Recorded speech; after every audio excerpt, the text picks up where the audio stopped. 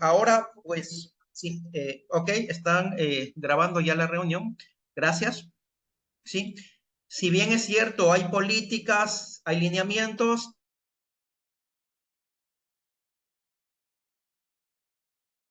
todavía, por favor, vamos a continuar con la clase. Voy a compartir mi pantalla. Espero que todos puedan observar lo que yo voy a presentar y pues vamos con el tema proporcionado para el día de hoy. Entonces, espero que todos puedan ver mi pantalla y justamente aquí dice, déjenme bajar esto un poquito, prevención del embarazo temprano. Entonces, es un campo de acción. Nosotros recordemos, ¿no? Recordemos en algunos casos. Resulta que no es un tema nuevo, ya deben haber escuchado, ya las noticias siempre suelen sacar noticias relacionadas o notas relacionadas con el embarazo temprano o la prevención del embarazo temprano, entonces para nosotros es importante topar este tema. Pues bien, como Colegio Rafael Galet, pues les damos la bienvenida a esta capacitación que trata sobre la prevención del embarazo temprano.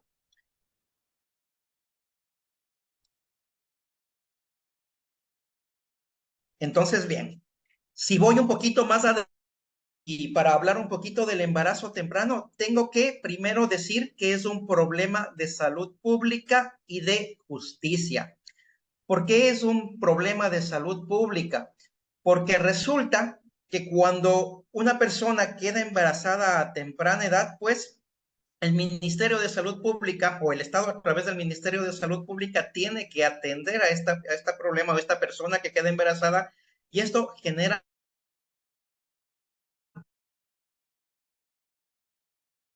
recursos que tienen que atender, por eso es ¿sí?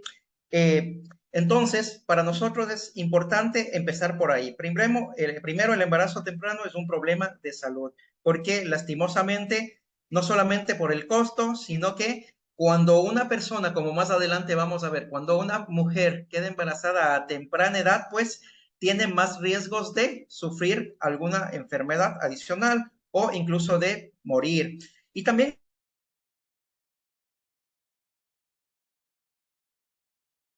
problema de justicia, decía así, ejemplo, queda embarazada de un abuso, producto de una violación en este caso, pues lastimosamente a veces la justicia no ha respondido de forma efectiva o es muy engorroso el proceso, se demora mucho tiempo, a veces tienen que revictimizar, a veces se tiende a revictimizar a la víctima. ¿Qué es la revictimización? Es cuando a cada rato le están preguntando sobre el tema que le causó conmoción, ¿no? Entonces, va donde de pronto donde la psicóloga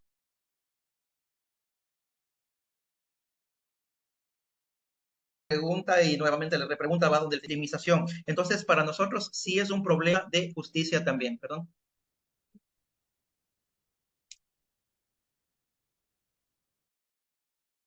Se corta mucho, licenciado. Mil disculpe la interrupción.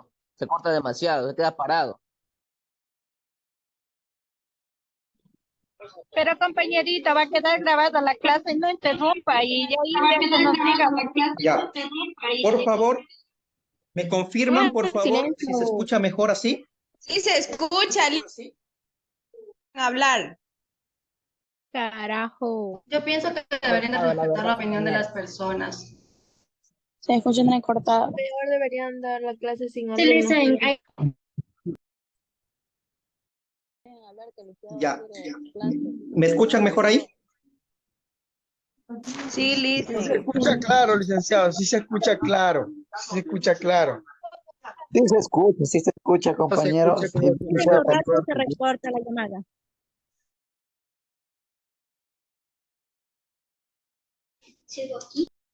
Ya, voy a empezar a hablar desde acá. Ok. Ya, espero se pueda resolver ese tema. Estoy hablando ya desde el celular. Muy bien, entonces les decía que el embarazo temprano es un problema de salud pública y un problema de justicia. En el tema de salud pública les decía porque subsecuente al embarazo en una persona que tiene menor de 19 años o es menor de 19 años, pues se presentan complicaciones subsecuentes, como más adelante lo vamos a ver. Y les decía también que es un problema de justicia, porque lastimosamente aún no podemos resolver como Estado o responder de forma efectiva. Revictimización, es decir, aparte de que ya la acción como tal fue traumante para la víctima, nuevamente al estar preguntando en determinados espacios, pues genera malestar. Por ende, es un problema de salud pública y de justicia. Además de eso, esto es importante que conozcamos, por favor. Hay una cifra que me gustaría que tomen nota, porque dice el Ministerio de Salud que en el año 2022 se registraron 53.847 embarazos en niñas y adolescentes. Bastante elevada. Y resulta que de esos 53.847 mujeres, 3.386 fueron niñas de 10 a 14 años. Y el restante, es decir, 50.461, se identificaron como adolescentes de 15 a 19 años. Especialmente en el rango de 10 a 14 años, recordemos que nuestro Código Orgánico Integral Penal dicen que eso es producto de una violación. Es decir, los casos de niñas que en el Ecuador todavía siguen siendo violentadas sexualmente, ¿sí? Igual, eso no quiere decir que las mujeres que quedaron embarazadas desde 15 a 19 años no fueron producto de violación. Muchos de estos casos también fueron productos de violación. Lo que hay que preguntarnos es cuántos de estos casos han sido resueltos justamente por la justicia hasta la actualidad. Entonces, por eso es importante hablar, porque a veces pensamos que ese es un tema que solamente el Estado tiene que responder o solamente que el Estado tiene que resolver. Si me voy un poquito más adelante, me permiten poner la siguiente diapositiva. Ya ven. Dice que, a ver, no todos los niños nacen de los embarazos que yo les mencioné. Si bien el número de niñas y adolescentes embarazadas en Ecuador es alarmante, hay otra cifra que también genera preocupación. Los embarazos interrumpidos por las complicaciones obstétricas. Es decir, si lo que yo hablé anteriormente de las más de 50.000 mujeres embarazadas a edad temprana, resulta preocupante.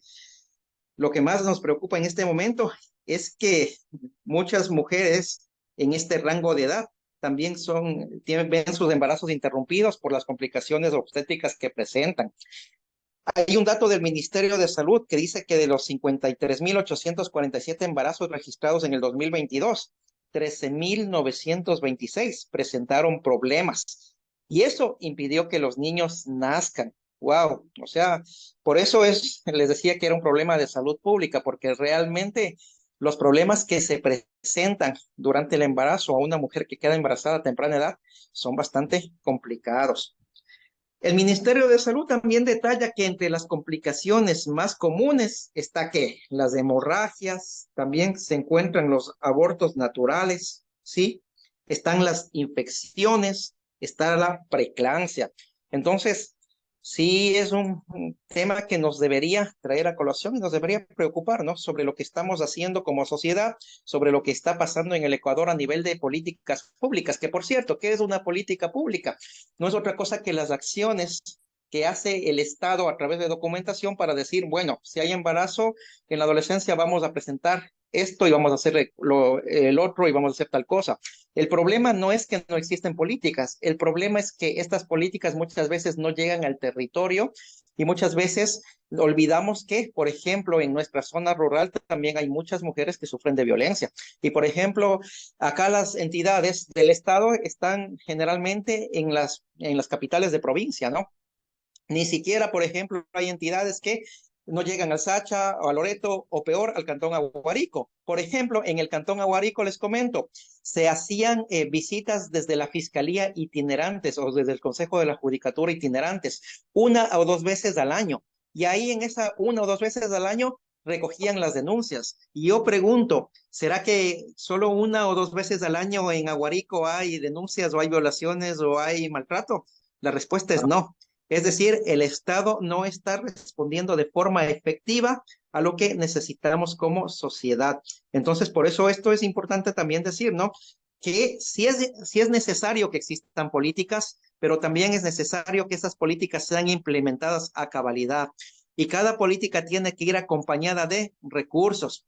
Actualmente, ¿qué es lo que está pasando? Y no sé si ustedes escucharon, ¿no? Hace algunos días atrás lo que se decía, que quieren eliminar, por ejemplo, el Ministerio de la Mujer para darle funcionalidad al Ministerio de Seguridad Criminal o algo así, no recuerdo muy bien el nombre. Es decir, quieren invisibilizar un poquito más el tema de la violencia contra la mujer cuando es un tema que en este momento nos genera gran preocupación por las citas estadísticas que yo les di hace un momento. ¿Sí? Entonces, si voy a continuar, por favor, dice lo siguiente. ¿A quién le corresponde la prevención del embarazo temprano? Y ahí decía yo como preámbulo hace un momento, al Estado.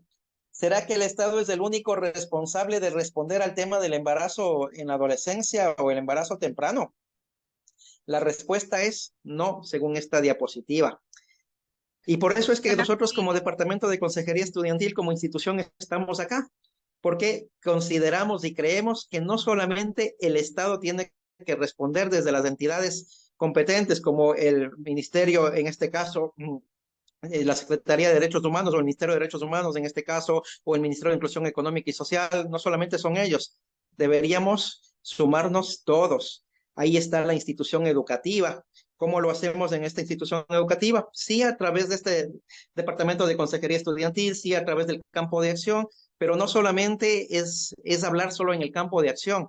De hecho, un eje transversal de la educación actualmente dentro de este colegio, por lo menos, es el hablar siempre de prevención de violencia, porque la violencia hace mal, porque la violencia mata. Y también a quién le corresponde la prevención del embarazo temprano, dice ahí, a la familia como tal.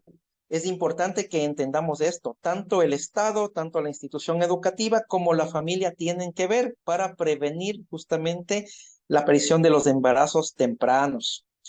Pero, ¿por qué se debe prevenir el embarazo temprano? Dice la siguiente diapositiva, la diapositiva que está presentándose. ¿Por qué se debe prevenir el embarazo temprano?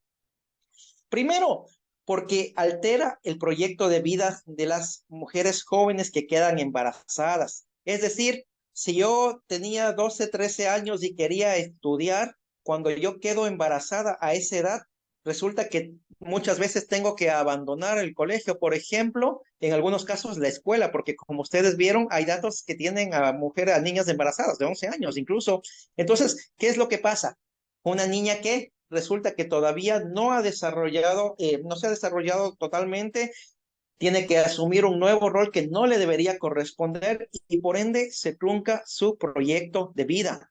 Y claro, hay mujeres que han quedado embarazadas y resulta que sí han estudiado, pues hay un porcentaje mayoritario que dice que no estudian. Cuando quedan embarazadas temprano, se quedan ahí. Y por ende, quizás podían hacer algo mayor o tenían expectativas, tenían sueños, tenían metas como cada uno de nosotros acá. Pero en algunos casos, por ejemplo, esto sí se altera y por ende es una problemática. Otra de las razones por las que se debe prevenir el embarazo, porque se limitan las oportunidades de desarrollo. Y el desarrollo hay que entenderlo como un ente que no solamente habla del sentido económico, ¿no? También habla del sentido social, del sentido psicológico. Hay muchas mujeres, por ejemplo, que no están preparadas psicológicamente para ser madres a determinada edad. Entonces, sí limita las oportunidades de desarrollo. Entonces, es válido decir acá que necesitamos prevenir el embarazo temprano. Necesitamos hacerlo porque caso contrario, realmente vamos a ir como sociedad y como país, pues, teniendo tasas más altas y las tasas más altas nos van a generar otros problemas y por ende, esto también tiene mucho que ver con la pobreza que podría... ¿Sí?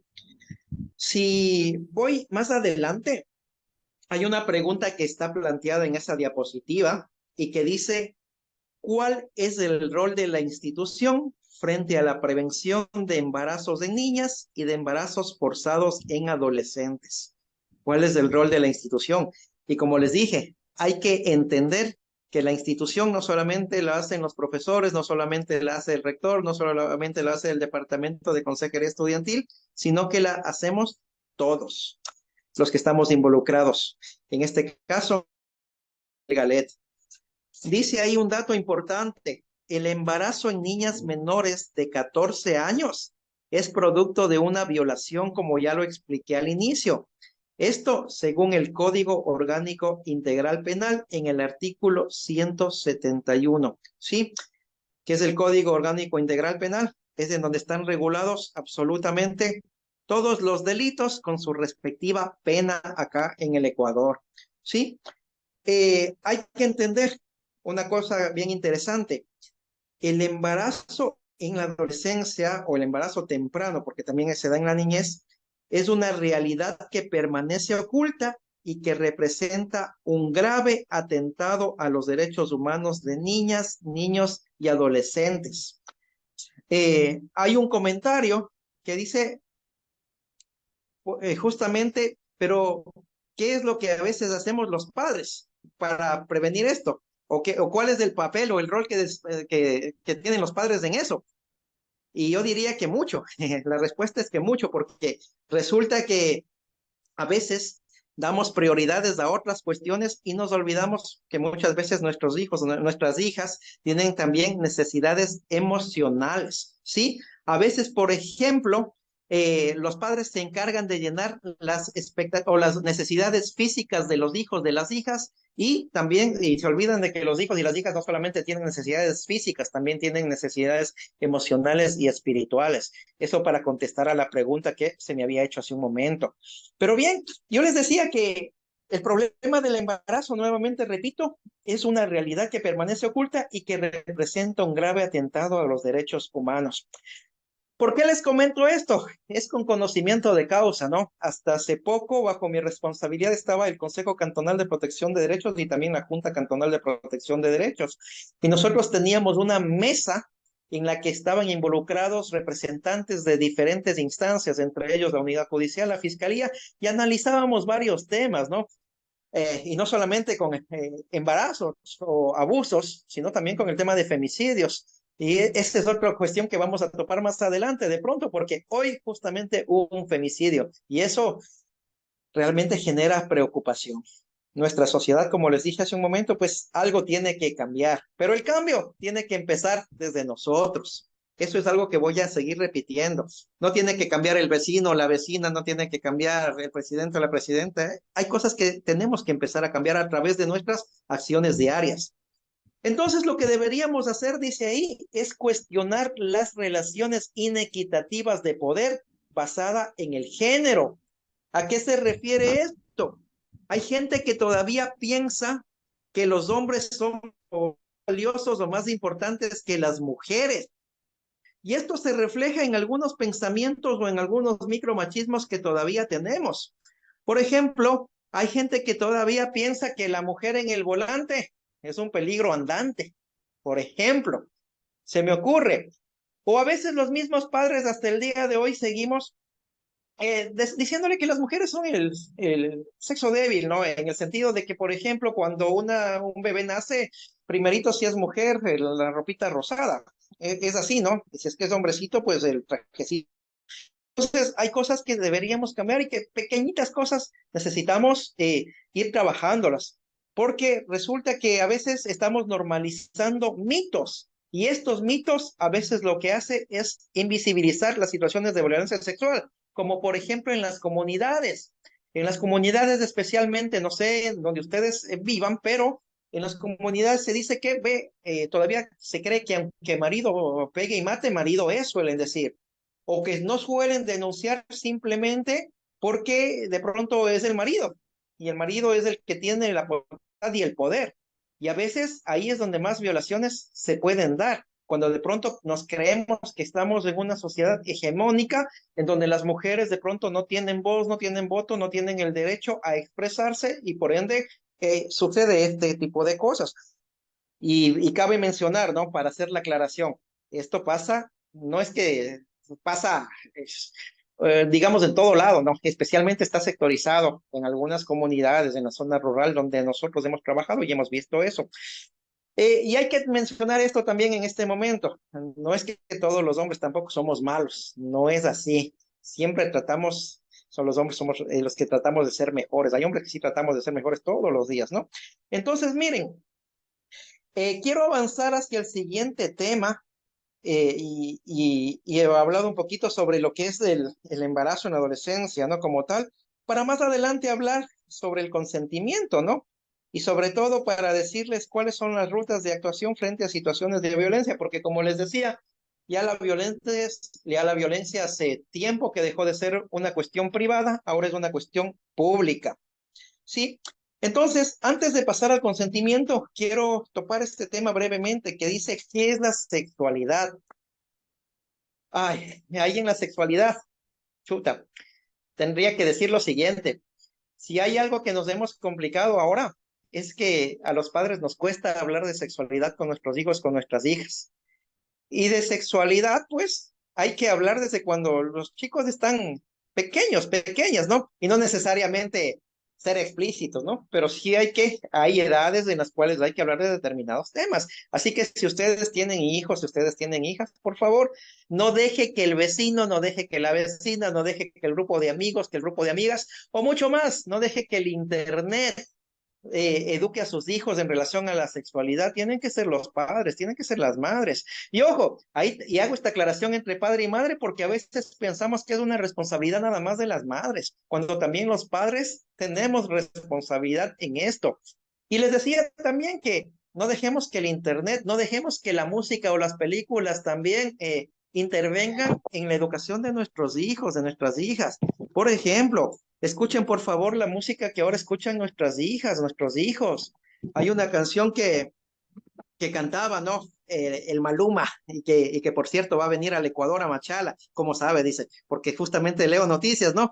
Y decía, y le hacían como que ruido, ¿no? Con esta canción, ¿no? Y si con otro pasas del rato, que está promoviendo la infidelidad, por ejemplo, esa canción, pero la gente feliz, y permite que los hijos, las hijas escuchen a alto volumen en las casas. Son cosas que van educándonos. O este pana Maluma mismo canta una canción de las Cuatro Babies, por ejemplo, que bueno, que a la una le hago ni sé qué, a la una le hago ni sé cómo, y que la otra se desespera si no le... ¡Ah, terrible! Busquen en Google la canción y de pronto van a enterarse de que estamos consumiendo cosas tenaces.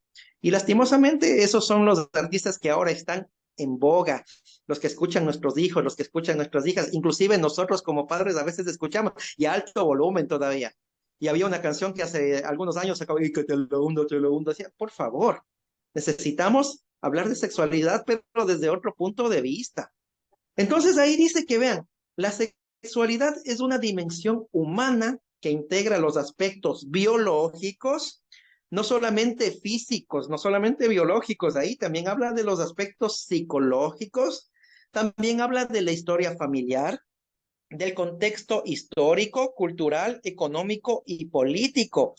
Es decir, si un adolescente, por ejemplo, viene de un hogar en donde vio abusos, va a creer que eso es normal. Entonces, por eso habla de la historia familiar ahí. Y obviamente no es normal.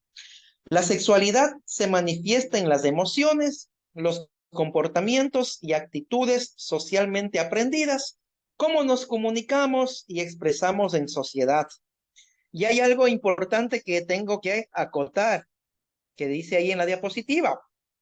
Durante la infancia y la adolescencia, las condicionantes fisiológicas, emocionales, intelectuales, sociales y culturales aportan a la construcción de nuestra sexualidad y depende de todos estos factores para que en la juventud y adultez se pueda vivir una sexualidad sana y segura.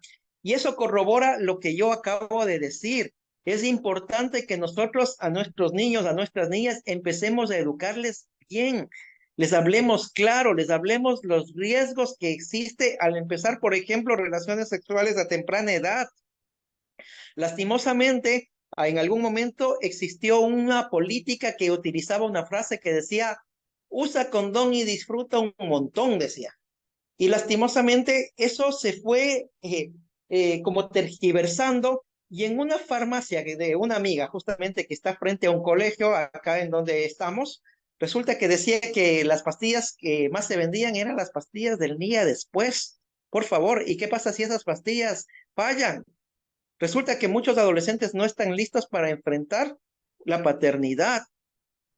Y muchos adolescentes, inclusive, como les dije, han tenido que abandonar sus estudios para dedicarse a un rol que podía esperar. Entonces, es importante prestarle atención a eso.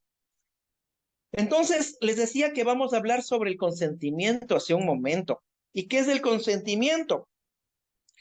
El consentimiento es cuando una persona acepta hacer algo libremente.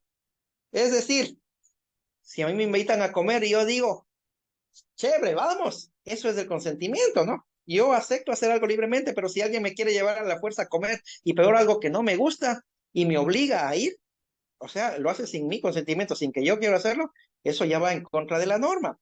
Entonces, cuando se trata de relaciones, dice ahí, cuando se trata de relaciones sexuales, el consentimiento es obligatorio e indispensable. Bueno, uno como padre, por ejemplo, en el ejemplo que les puse anteriormente, bueno, uno dice a los hijos, vamos a comer a tal lugar y nos vamos. Pero en el caso de relaciones sexuales, el consentimiento siempre tiene que ser obligatorio y además es indispensable. Pero tiene algunas características del consentimiento y tienen que poner atención a esto porque puede estar en una de las preguntas de las tareas que están asignadas dentro de la plataforma. Primero, una de las características que está ahí del consentimiento es que es libre. Es decir, no existe presión, no existe manipulación, no existe engaños, no hay amenazas. Nadie puede darse un consentimiento si está inconsciente o en un estado mental alterado. Por ejemplo, si vamos a una fiesta, tomamos de más y de pronto la chica está ya mareada, ahí no puede dar un consentimiento conscientemente, ¿no? Porque su estado mental está alterado. Entonces, hay muchos de los abusos sexuales que se han dado y violaciones se han dado en este caso. Sí, que fueron a una fiesta, de pronto empezaron a tomar, de pronto la chica perdió conciencia de lo que está haciendo y de pronto se dio el tema de la violación. Entonces, hay que poner atención a esta característica del consentimiento. Pero otra de las características del consentimiento dice que el consentimiento explícito es entusiasta, es convencido, debe ser expresado con claridad, debe existir una motivación, un deseo, entusiasmo o una emoción real. Si existen preocupaciones o inseguridades, o se consigue la aceptación por otros medios, a pesar de haber dicho que sí, no hay consentimiento. Wow, es decir, chuta, pero vamos, no te va a pasar nada, vamos, es la primera vez, vamos a utilizar preservativos, vamos a utilizar un método, no pasa nada. Y si esa persona no está tranquila, si no está segura, si de pronto muestra como que nerviosismo, no está consintiendo, realmente no está consintiendo. Y hay gente que empieza a querer manipular y no, pero vamos, e incita. Ojo, eso tampoco es correcto. Y esa es otra de las características del consentimiento. Otra de las características que están especificados dentro de la diapositiva presentando es que es específico, es decir, contempla situaciones específicas durante tiempos determinados, implica el derecho a consentir una cosa y no necesariamente otra, o consentirla durante un momento determinado y no en otra ocasión.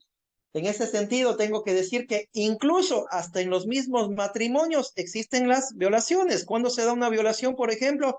Cuando la persona no quiere tener relaciones sexuales y el esposo, por ejemplo, le obliga.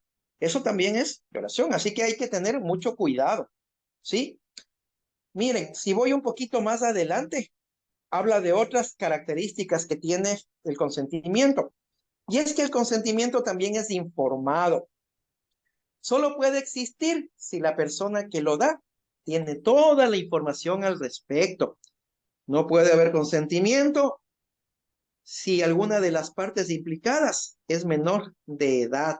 Eso hay que tener en claro, porque eso está considerado, como yo les dije, por el Código Orgánico Integral Penal como violación. Y otra característica que habíamos puesto ahí es que el consentimiento también es reversible. ¿Qué quiere decir esto? Que se puede retirar en cualquier momento. Implica poder cambiar de idea en cualquier momento o incluso si ya ha habido aceptación previamente o si existen vínculos entre las personas afectivas implicadas. Es decir, en un momento te pude haber dicho que sí, pero si yo mañana te digo que no, ese no tiene que respetarse. Entonces, por eso es que también el consentimiento es reversible. Esas son las características del consentimiento.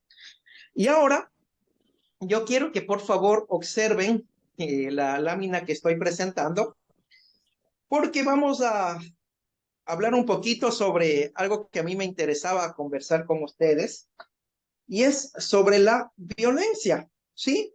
Y ahí hay esta imagen, si ustedes ven que hay una frase también en esta imagen que dice que entre marido y mujer nadie se debe meter. ¡Wow! Y esto es bastante tenaz, porque hace algunos años, estamos hablando antes de 1980, por ejemplo, las cosas eran así, ¿sí? Se creía que la violencia era un tema privado, es decir, que lo que pasaba en las cuatro paredes no podía salir y nadie podía denunciar, ¿sí? Ahora es muy diferente, ahora todos tenemos el deber de denunciar. Y tengo que decir ahí, ¿no? Por una experiencia netamente personal, que también en algún momento experimenté o viví en un hogar en el cual existía esto, ¿no? Violencia, violencia tenaz. Y resulta que la violencia, por experiencia propia les digo, la violencia mata. Entonces hay que tener mucha atención ante este tema. Hace algunos años atrás salió la Ley Orgánica para prevenir y erradicar la violencia contra las mujeres. ¿Sí? Es nuevita esa ley, más o menos hace unos 6 años atrás. Y define la violencia basada en género como cualquier acción o conducta basada en su género que cause o no muerte, daño y o sufrimiento físico, sexual, psicológico, económico o patrimonial, gineco-obstétrico a las mujeres, tanto en el ámbito público como en el ámbito privado. Y ahí está algo que yo les dije hace un momento, la violencia hace rato dejó de ser una cuestión privada y ahora es una cuestión pública. Entonces, netamente, por el hecho de ser mujer, pues, si es violentada, pues necesariamente se engloba o se enmarca dentro de esta ley. Y eso no quiere decir, ojo, voy a hacer un pequeño paréntesis acá. Eso no quiere decir que los hombres muchas veces no son violentados. También hay casos de hombres que no son violentados, pero la misma cultura machista ha hecho que se vea de forma diferente a la violencia cuando es contra la mujer que la violencia cuando es contra un hombre. ¿A qué me refiero?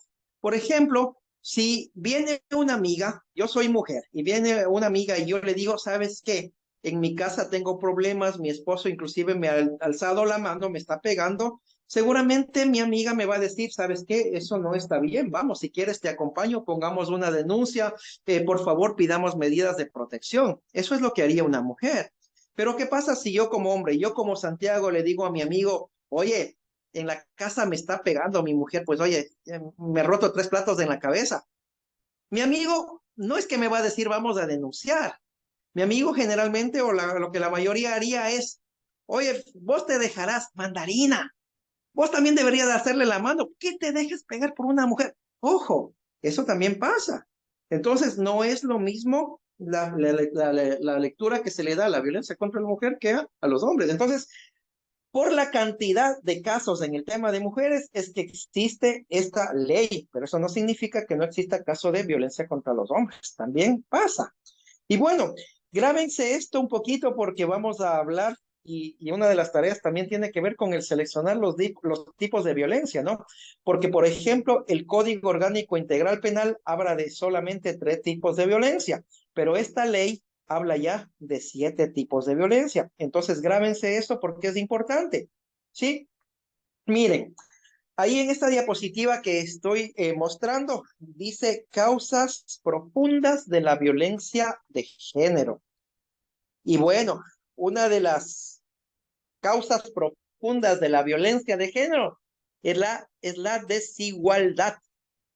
Y la desigualdad que acá en el Ecuador todavía hay, pero antes de hablar de la desigualdad en el Ecuador, les voy a hablar de algunos países. Por ejemplo, En el Congo todavía se dice ahí que una mujer para salir tiene que ir acompañada de un hombre, sea el esposo o sea el hijo, hasta el año de hoy. Y esto lo dice la organización, a ver, déjeme recordar, termina ya, ¿sí? Ellos suelen decir esto, levantaron un estudio a nivel de, no solamente Latinoamérica, ¿no? No solamente de lo que es Ecuador, sino que también a nivel de lo que pasa en otros continentes. Entonces decía esto, en el Congo, no puedes de pronto salir, una mujer no puede salir si no va acompañada, por ejemplo, de un hombre, ¿sí? Ya sea el esposo, ya sea el hijo. Pero, por ejemplo, en el estado de Arkansas, otra de las cosas que me llamó la atención, y me vengo a Estados Unidos, ¿no? Porque hay bastantes ejemplos que ellos me dan, pero en el estado de Arkansas me parece interesante que en el siglo XXI justamente todavía existan estas leyes. Dice que el esposo tiene la posibilidad de, si es para, ahí decía que si es que era para controlar o de pronto para corregir una mala acción, tiene la posibilidad de inclusive llegar hasta el maltrato una vez al mes a la esposa. Y eso para mí me parece terrible, porque, chuta, o sea, vas a elegir, ay, qué día quieres que te pegue? Va a decir, no, o sea, eso no, y todavía existen estas leyes absurdas hasta el mismo siglo 2021. Por ejemplo, en países musulmanes en donde las mujeres no pueden aún conducir un vehículo, ¿sí? O no pueden hacer algún deporte. También existen algunos casos de estos. Entonces, es terrible la desigualdad de género. Y si nos vamos acá al Ecuador, por ejemplo, había un caso en el que los dos trabajaban por igual en la finca, pero sin embargo, quien cogía el dinero cuando iban a vender el producto era el hombre y a la mujer no le daba casi nada de dinero, a pesar de que ella trabajó. Entonces, esa, por ejemplo, es una desigualdad. Ahora, aunque no lo crean, no, todavía los salarios, por ejemplo, hay lugares en los que, a pesar de que mujeres y hombres hacen lo mismo, todavía hay una brecha. Es decir, todavía hay mujeres que ganan menos por la misma acción que hacen igual que los hombres. Entonces, sí existe desigualdad, sigue habiendo desigualdad todavía y necesitamos erradicarla, como dije desde un inicio. Por la discriminación. Wow, es otra de las causas de la violencia, la discriminación. El considerar a la otra persona inferior, ¿sí? El considerar que no tiene la capacidad. Y por cierto, anteriormente acá en el país, las mujeres ni siquiera podían votar, perdón, o las mujeres no podían estudiar, ¿sí? Era porque supuestamente pensábamos que las mujeres estaban simplemente creadas para dedicarse al hogar, para dedicarse a los hijos. ¿Y quién tenía que proveer o quién tenía que trabajar o quién tenía que seguir preparándose? Eran los hombres. Entonces, aún existe discriminación. Y los estereotipos, ¿qué es un estereotipo? No es otra cosa que una creencia que tengo, pero que no es real. Es decir, si yo pienso que las mujeres son todas chismosas, ese estereotipo, ese es un estereotipo. Ay, cuando veo una mujer digo, ya se van a reunir solo para chismear. No necesariamente. Entonces, los hombres también podemos ser chismosos, por ejemplo. Entonces, ese es un estereotipo, por ejemplo. ¿Sí? Entonces, ¿cuáles son las causas profundas de la violencia de género? La desigualdad de género, la discriminación y los estereotipos. Entonces, si vamos más adelante, me menciona ahí que la violencia de género tiene un impacto devastador en la sociedad. Y por eso para mí era importante hablar con ustedes acerca de este tema. Por eso es que les acepté también y dije, hablemos, sí, me encanta. Yo le digo, no es solamente un mero cumplimiento y vuelvo a insistir, es porque sí me interesa hablar de esto, porque la verdad es que por la acción, la labor que desempeñaba antes, veía que llegaban muchos casos que necesitaban atención. Y bueno, ¿qué es lo que pasa? El impacto devastador que genera la violencia en la sociedad tiene que ver mucho con la salud, con la economía, con el desarrollo. Wow, un país en donde existe violencia es un país que no se desarrolla. Un país en donde existe violencia es un país que la economía va para abajo, igual el tema de la salud, ¿sí? Entonces, Ay, lastimosamente, son algunos los preámbulos que existen y necesitamos nosotros hacer cosas, ¿no? Para cambiar esa realidad. Necesitamos cambiar esa realidad. Entonces, sí les voy a pedir que por favor silencien los micrófonos, las personas que tienen los micrófonos encendidos. Bueno, si seguimos un poco más adelante, por favor, a la siguiente diapositiva, nos vamos a encontrar con lo siguiente. Dice ahí, es importante, sí, que existan leyes y políticas. Para mí es valioso que existan leyes y políticas, ¿sí? Y estas leyes y políticas tienen que castigar a la violencia y tienen que proteger a las víctimas. Ya existen, de hecho, leyes en ese sentido. La Ley de Prevención y Erradicación de la Violencia, por ejemplo, es una ley que protege y también castiga. Pero ahí está una partecita importante y por eso puse separado esto. Porque ya existe la ley, esta ley ya castiga, ya protege, pero lo que más me interesa que pase es que esa ley sea implementada, es decir, que se cumpla, que no solamente quede en papel como muchas otras leyes. Necesitamos que las leyes solamente no sean solo escritas ahí y nos olvidamos de las cosas, sino que necesariamente tenemos que dar el seguimiento correspondiente a fin de que la normativa se cumpla. Eso es importantísimo. Entonces, si vamos un poco más adelante, por ejemplo, quiero llegar a una diapositiva que ya mismo voy.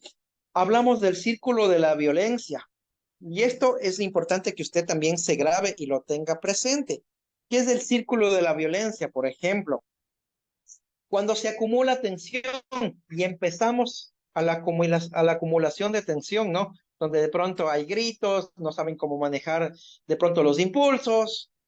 Y después de esto, ya no solamente que estoy tan estresado, ya no solamente te grito, sino lo que te hago es que ya va el contacto físico, el maltrato físico.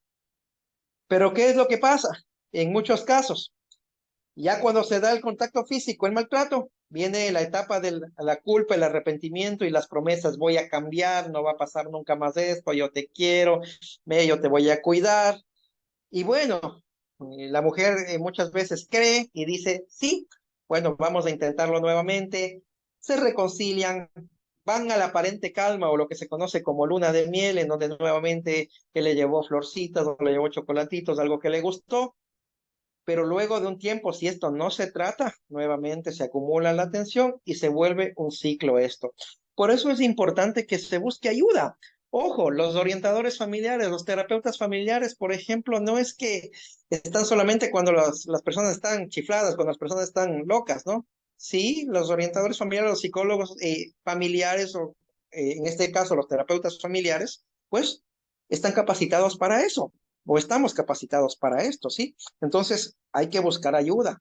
Uno, a veces por algunas cuestiones que pasan en el camino, olvida las razones por las que de pronto nos unimos con esa persona. Entonces tenemos que pensar bien antes de actuar, porque si llegamos a este ciclo, ya es complicado. Y lastimosamente, en muchos casos termina muy mal y termina inclusive en muerte, ¿sí? Entonces, Yo puedo es hablar. tenaz. Por eso yo les digo, por favor, revisen el caso y pongan femicidios en el Ecuador en el día de hoy, o no sé, no recuerdo si fue ayer, y se van a dar cuenta de que sí, de que todavía estamos mal acá en el Ecuador. Me dice que cada 72 horas, si no estoy mal, una mujer justamente es asesinada por una cuestión netamente que tiene que ver con esto del género, ¿sí?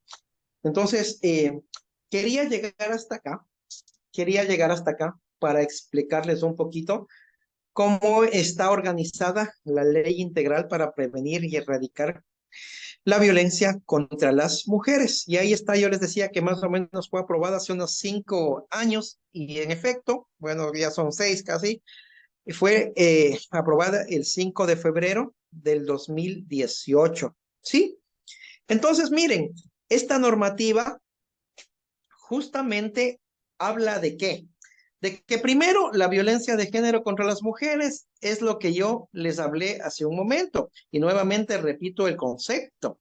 Cualquier acción o conducta basada en su género que cause o no muerte, daño y o sufrimiento físico, sexual, psicológico, económico o patrimonial, ginecobstétrico a las mujeres, tanto en el ámbito público como en el privado. Y bien, esta ley, ¿cómo nace? Nace y establece justamente que tiene que existir un sistema nacional integral para prevenir y erradicar la violencia contra las mujeres. Y el ente rector era la Secretaría de Derechos Humanos.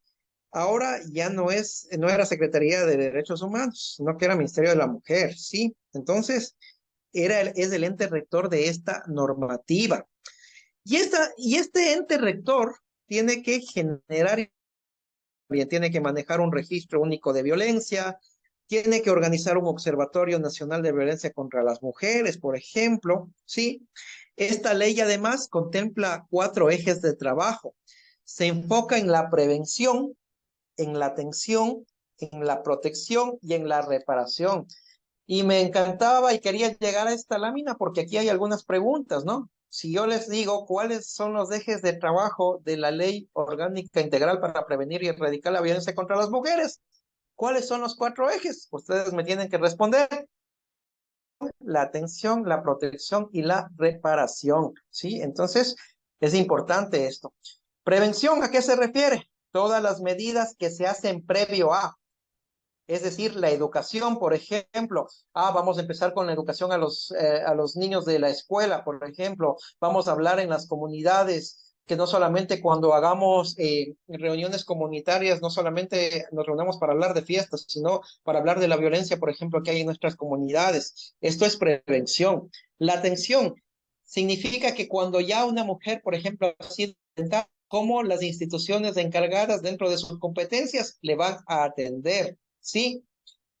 Protección. Si a una mujer ya le atendieron, por ejemplo, en la institución y necesita que se garantice su seguridad, ahí vienen las medidas de protección. Existen medidas de protección tanto para detener la violencia como para prevenir la violencia. Un ejemplo de medidas de protección, por ejemplo, ahí está la boleta, ¿sí? La boleta. O también está la orden de alejamiento, por ejemplo. ¿Y qué es la reparación? La reparación contempla un sinnúmero de cosas, entre las cuales tenemos, por ejemplo, las disculpas públicas, e inclusive ahí en algunos casos se llega hasta la reparación económica, etcétera, etcétera. Esta normativa se enfoca también o se basa en los 5 enfoques de derechos humanos. Y esto también es importante. Cuando les pregunten cuáles son los enfoques de derechos humanos, ustedes recuerden que son 5. Y estos enfoques de derechos humanos dan lugar a los 5 consejos nacionales para la igualdad. Existe entonces el enfoque de género, que no solamente trabaja con mujeres, sino con población LGBTI, ¿sí? El enfoque de discapacidades, el enfoque intercultural, el enfoque de movilidad humana, que trabaja en todo lo que tiene que ver, por ejemplo, con tanto con movilidad humana interna como externa, con los migrantes, en otras palabras, y también el enfoque intergeneracional, que trabaja en el ciclo de vida. Es decir, hablando de consejos nacionales que manejan estos enfoques, por ejemplo, si yo formo parte del Consejo Nacional de Igualdad Intergeneracional, tengo que hacer políticas públicas para que para niños, para adolescentes y también para jóvenes, perdón, para niños y adolescentes, para jóvenes y también para adultos mayores. Entonces, esos son los enfoques que maneja esta ley. Y como yo les decía, el COIP hablaba de 3 tipos de violencia, esta ley habla de 7. Y esa es una pregunta que está en la tarea, así que por favor pongan atención. ¿Cuáles son los 7 tipos de violencia que contempla la Ley Orgánica Integral para prevenir y erradicar la violencia contra la mujer? Es la violencia psicológica, la violencia física, la violencia sexual, la violencia política, la violencia simbólica, la violencia ginecobstétrica y la violencia económica y patrimonial. La violencia psicológica, ¿qué es? Cuando utilizamos, por ejemplo, gritos que denigran. Tú no sirves, tú no vales, me hubiese casado con la otra. O mira ese vestido, qué mal te queda. O ve la esposa de tal, ella sí sabe cocinar, tú no sabes cocinar. Te están denigrando. Eso también es violencia psicológica. O a veces esto también es sutil, ¿no? Dice, ay, puta, mira ese peinado que se ha hecho ella, y te queda viendo. Ah, también es sutil la violencia psicológica. La violencia física que tiene que ver con las agresiones, con los golpes, con los empujones. La violencia sexual, en donde está la violación, pero no solamente es la violación, está también el estupro, por ejemplo. Sí, es la violencia sexual. La violencia económica y patrimonial. Y ahí yo al inicio puse un ejemplo. ¿Qué pasa si es que él es el que controla todas las cuentas y no les deja ni oler siquiera lo que hay de dinero en la casa? Esa es la violencia patrimonial. Cuando, por ejemplo, tiene todas las cuentas al nombre de él y ni siquiera sabe cuál es la cantidad de dinero que se maneja en el hogar ella. Eso también es violencia, por ejemplo. La violencia ginecobstétrica, que esto está enmarcado en el ámbito de la salud y se daba y todavía se da, ¿no? Y también ustedes pueden denunciar, por ejemplo, cuando está en labores de parto y el médico te dice o la enfermera te dice, ah, pero bien que ha de haber estado contenta, puje más duro, ahora sí está llorando, ¿no? Ah, también se da. Esa es la violencia, eso también es un ejemplo de violencia ginecobstétrica, por ejemplo. La violencia simbólica. La violencia simbólica especialmente se da en lo que vemos, ¿no? A través de lo que consumimos por medio de los videos, por ejemplo, de las novelas, en donde te dicen, te muestran una modelo 90, 60, 90 y te dicen tienes que estar como ella para verte bien. Inclusive te dicen tienes que utilizar tal y cual mascarilla o ni siquiera ni sé cuánto para verte bien, porque si no, en otras palabras te están diciendo que no estás bien o no te ves bien. Por ejemplo, esa es la violencia simbólica. ¿Sí? Y también hablamos de la violencia política. Y esto, como dice ahí su nombre, se da en el ámbito político, ¿no? En donde, por ejemplo, en un cantón X de la costa, cuando estaban en campaña, en la última campaña para alcaldes, por ejemplo, hubo un candidato que decía que, ¿por qué ella participa? Le decía a una de las contendientes, ella tenía que estar en la cocina, y lo decía entre sus mitines. Yo realmente no sé por qué el Tribunal Contencioso Electoral no hizo algo ahí, porque había videos. Y resulta que justo este hombre, resulta que le gana a la chica, pues, encima de eso. Entonces, pero tenía, por ejemplo, ejercía violencia política. Eso no está bien. Pero no solamente esta ley habla de los tipos de violencia, también habla de los ámbitos de la violencia. ¿Qué es el ámbito? ¿En dónde se puede dar o dónde se puede desarrollar la violencia? Y ahí dice, ven, se puede dar en el ámbito público comunitario, se puede dar en el ámbito educativo, que ya hay denuncias, por ejemplo, han existido algunas denuncias en el ámbito educativo, pero también se puede dar en el ámbito laboral, el acoso, por ejemplo, en el ámbito deportivo, en el mediático y cibernético.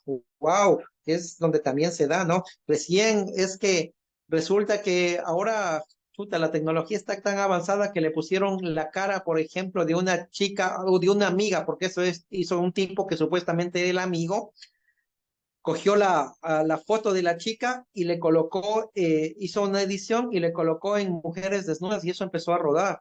Eso, por ejemplo, es tenaz y este es uno de los ámbitos de la violencia. El estatal e institucional, que es la violencia que se ejerce en las instituciones. El intrafamiliar o doméstico, que se da en el hogar, claramente dicho, en los centros de salud, también se da en los centros de privación de libertad y en emergencias. Y ahí tengo un caso bien interesante. Ustedes saben, si no recuerdan, el 2016, creo que fue, de 2016, Isa, que fue el terremoto, ¿sí? 2016, sí.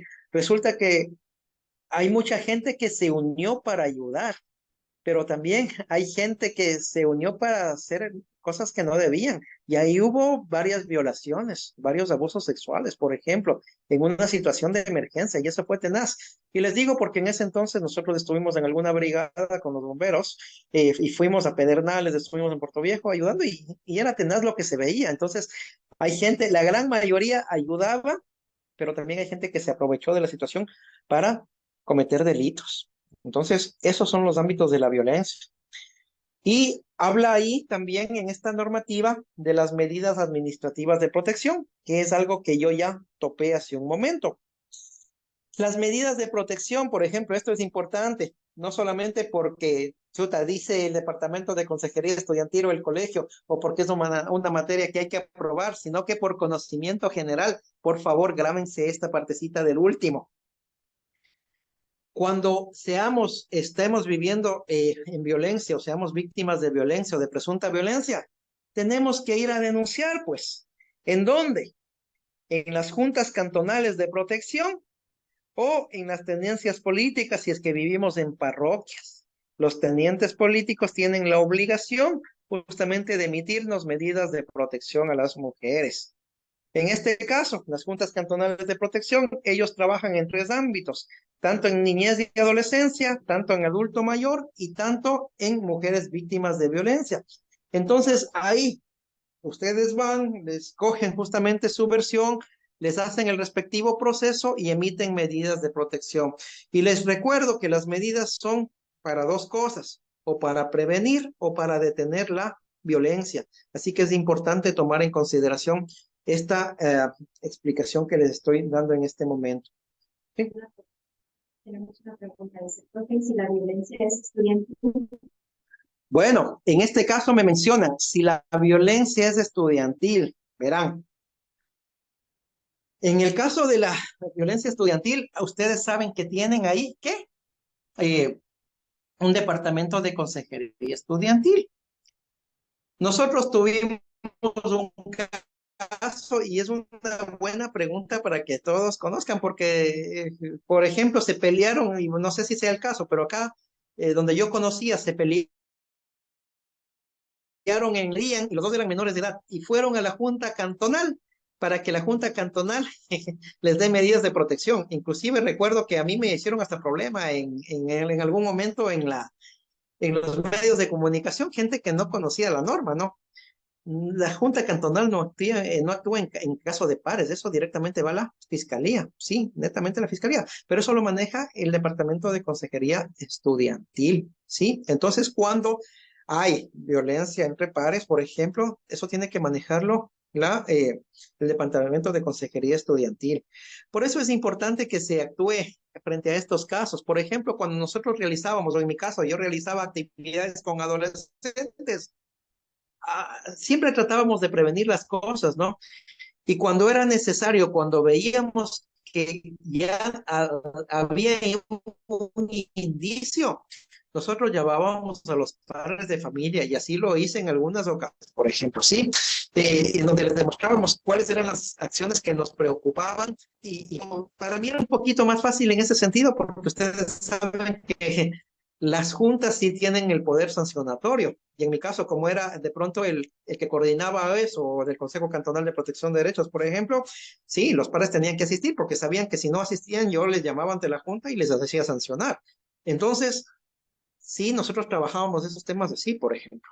Necesariamente tienen que poner en conocimiento del Departamento de Consejería Estudiantil y ellos tienen protocolos también para saber cómo actuar frente a la violencia. Entonces, eso es lo que tienen que hacer. Una consulta. Sí. Y por ejemplo, bueno, en el caso si voy, de que ya haya sido notificado al DES, al Departamento Estudiantil, y el alumno siga reincidiendo con la violencia, ¿cómo se debe actuar? Solamente les voy a dar una sugerencia, por favor. Las preguntas, escríbanlas porque recuerden que yo estoy hablando desde el celular. Entonces, ahorita lo escuché porque me acerqué al celular, pero realmente yo estoy presentando desde la computadora y hablando en el celular. Entonces, yo no estoy revisando el chat, lo está revisando Isabel, y no estoy escuchando tampoco, solo estoy hablando porque lo tengo a bajo volumen, porque si lo activo, se me va a hacer una interferencia acá, pero sí le escuché un poco que decía, ¿qué pasa si es que de pronto ya di a conocer y no me hacen válido o no hicieron nada? Bueno, primero tendría que saber en qué cantón está usted, ¿sí? Entonces yo le voy a pedir que por favor al final se comunique, pero para conocimiento general, para que sepan lo que voy a hacer, ¿no? Pero sí me gustaría, para asesorarle de forma directa, que se comunique por favor al final con María Isabel, que es la vicerrectora, o directamente al final ya tienen hay un número del Departamento de Consejería Estudiantil también, creo, ¿no? Un celular, Isabel. Sí, entonces ahí por favor ya les van a hacer llegar para que dejen también sus consultas, pero voy a responder brevemente. ¿Qué pasa si es que de pronto, y eso también nos pasó en algún momento, ¿no? ¿Qué pasa si ya hicimos lo que teníamos que hacer y no hubo? Bueno, ya tenemos que saber que hay un distrito de educación, ¿no? Entonces tengo que dar a conocer al distrito, ya que si yo mandé, por ejemplo, un documento dándoles a conocer y no hicieron nada, pues yo tengo que emitir ya a órgano superior. En este caso, voy al distrito de educación y tengo que poner en el correspondiente documento ahí. Y ahí es donde me tienen que responder. Caso contrario, tiene que esto ir a la Junta Cantonal para decirle que vean, nosotros presentamos esto y de pronto no hicieron nada. Así que pedimos que por favor llamen la atención a las personas que tenían que hacerlo y no lo hicieron en su momento. Y ahí le llamarán a una audiencia. Pero como le dije, para conocer a ciencia cierta el caso, a fondo el caso, necesito tener un poquito más de detalles para ver de qué mismo se trataba. Entonces, por favor, al finalizar, ya Isabel va a poner el número del Departamento de Consejería Estudiantil para que puedan ahí dejar sus dudas, ¿sí? Entonces, vamos a continuar con esto de acá, porque, bueno, me dijeron que solo hay clases hasta las 11 de la noche, entonces ya mismo se me acaba el tiempo. No, mentira, ya mismo termino. Entonces, ya porque ya mismo se me acaba el tiempo, tengo que hablar de esta diapositiva que está ahí. ¡Wow! Puse dos flechitas, una para arriba y una para abajo. Dice, mientras más educación y sensibilización exista, menos violencia habrá. Y ahí puse, sí, violencia basada en el género porque estaba dentro de la temática, pero menos violencia en general. Mientras más educación y sensibilización exista, menos violencia. Así que eso tenemos que grabarnos. Y sobre todo, vean, por favor, cualquier indicio de violencia, tenemos que denunciar. Tenemos que no quedarnos callados. O sea, hay un caso que yo tengo que decirlo, ¿no?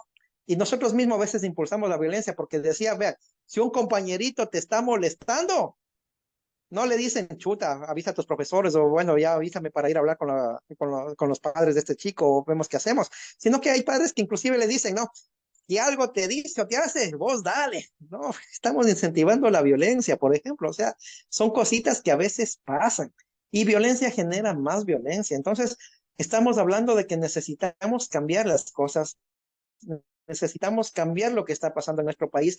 A mí me da mucha pena realmente lo que está pasando en relación a los delitos que se están cometiendo. Ahora están utilizando mucho a adolescentes, a niños, inclusive para cometer delitos, por favor. Y alguna vez, en algún momento, y esto es una cuña adicional, me decían cuando estaba en el Consejo Cantonal de Protección de Derechos, oye Santiago, pero tú deberías sacar una ordenanza para prohibir que los niños estén a las 10 de la noche o fuera de las 10 de la noche, pasadas las 10 de la noche fuera de la casa. Yo en algún momento dije, sí, chévere, sería bueno, pero después me puse a pensar y dije, ojo, si los niños, las niñas, por ejemplo, los hijos o las hijas están fuera de casa a las 10 a las 11 de la noche, no es porque necesitan una ordenanza, es porque papá y mamá no ponen límites, pues, o no ponen reglas en la casa, reglas claras, en donde te dicen, ve, a tal hora tienes que estar en la casa y listo. Ahora yo les voy a decir, hay gente, y esto también es un agregado a lo que les estaba diciendo, porque no quiero que se quede esto en el aire. Sí, pero es que ahora Santiago es más difícil porque las leyes, la normativa, ahora no hay cómo decirles nada. No es tanto así. La normativa lo que dice es que está en contra del maltrato. Y el maltrato es una cosa, la disciplina es otra. Tenemos que disciplinar a nuestros hijos. Sí, la violencia, estoy en contra de la violencia, pero sí a favor de la disciplina, por ejemplo. Y esto es algo que tenemos que ir a trabajar, pero en otro tema, porque si me pongo a hablar de eso, realmente sí me voy a quedar hasta las 11 y no quiero que se queden hasta las 11. ¿Sí? Entonces, miren, ahí dice erradicar la violencia de género, el embarazo precoz, etcétera, etcétera, etcétera. Requiere de una respuesta colectiva. Y esto ha sido en algunos casos repetitivo. ¿Qué quiero decir? Vean, chuta, cada rato les digo, no es una cuestión individual, es una cuestión que necesitamos responderlo todos. Es una cuestión colectiva, necesitamos una respuesta colectiva. Entonces, si queremos cambiar a nuestra sociedad, tenemos que darle, por favor, cambiar las cosas que como estamos pensando, ¿no? Entonces, si queremos erradicar la violencia de género, el embarazo precoz, necesitamos actuar como sociedad. Y ahí tiene que actuar también el gobierno, el sector privado, ¿sí? Que nosotros acá, por ejemplo, hicimos algunas cosas interesantes con el sector privado, ¿sí? Y nos ayudaron. Entonces, sí, tiene que ser una cuestión ya un poco más enfática en el sentido de que tenemos que actuar de la mano. Esto no es una cuestión de una sola persona, no es una cuestión de una sola institución, no es solo una cuestión del Estado, no es solo una cuestión de la familia, es una cuestión de todos y todas. Si queremos cambiar las cosas, pues necesitamos cambiar nuestra forma de ver y hacer las cuestiones. Entonces, eso es lo que he querido decirles por ahora. Yo les agradezco por su atención, ¿no? Estamos acá más de 270 personas, así que les agradezco, sí, por ponerme atención. Y también les pido disculpas una vez más en nombre del colegio por lo que pasó al inicio, ¿no? Pero o sea, son gajes del oficio, pero tratamos de resolverlo inmediatamente, así que siempre a su servicio. Recuerden, nosotros como colegio, como departamento de consejería estudiantil, estamos para ustedes, estamos para escucharles, ¿no? Si tienen alguna duda, si tienen alguna pregunta que realizarlo, por ejemplo, lo pueden hacer. Y no solamente me refiero en relación al tema de hoy, ¿no? Sino también me refiero si tienen alguna pregunta en relación a cualquier temática relacionada con el tema educativo. Sí, lo pueden hacer con confianza. Gracias, Lice. Mi estimado, buenas noches. Una consulta. A ver, estimados estudiantes, por favor, vamos a ir en orden. Bueno, primeramente agradecemos a nuestro psicólogo Santiago por esta interesante charla que nos acaba de mencionar, que creo nos aporta a todos. Bueno, en este caso, estimados estudiantes, vamos a dar un espacio para hacer preguntas, pero por favor nos permiten un momento para finalizar la grabación de la clase, porque todo lo que nos acabó de comentar el compañero, pues se va a virtualizar en la plataforma. Unos minutos, por favor. Yo voy a dar bien.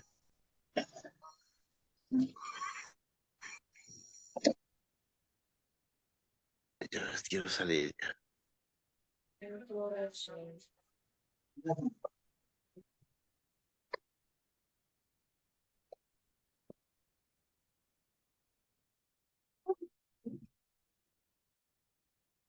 De la